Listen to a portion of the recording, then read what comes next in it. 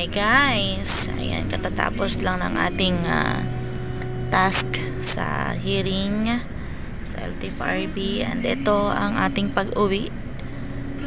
Ayan, expect natin guys mga 6 or 7 tayo makaka-uwi nito. Expect lang ha, hindi exaggerated. Tingnan nyo naman po kung gaano naman kabagal ang lakad ng mga sasakyan dito. And kami po ay asan ba tayo kuya? Australia. Ayun, nasa Makati na kami. Sa Makati na pala kami. Kita nyo guys, lubog na yung araw. Sobrang dami namin guys kasi na umattend sa hearing. Like 155 people ata kami, no? Ganun pala kadami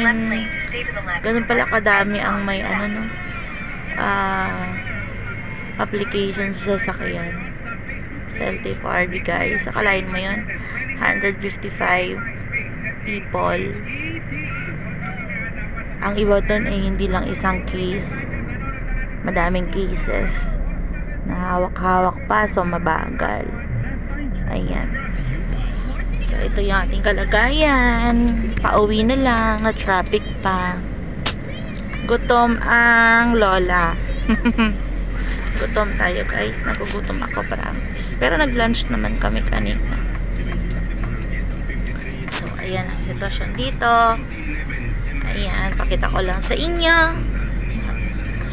Ganyan ang araw-araw na gawain ni Inday. Pati guys, si Inday Lakbay na lagi na lang natatraffic. Ayan. So, diba tinuturuan kami ni GPS, ni Waze pala. Ayan.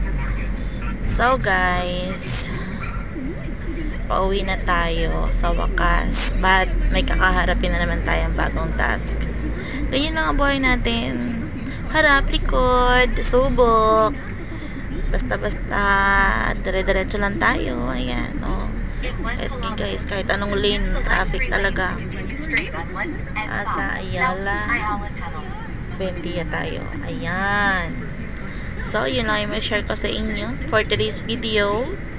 It's Wednesday, September 25. Ayan. May-share ko sa inyo, guys. Slow moving. Pero ganun pa man, laban lang. Ha? Ano sila, gold? Charot. Bye! See you sa next video guys. Lagi po kayo mag-iingat at mahal ko kayo. Bye! Thank you po for watching.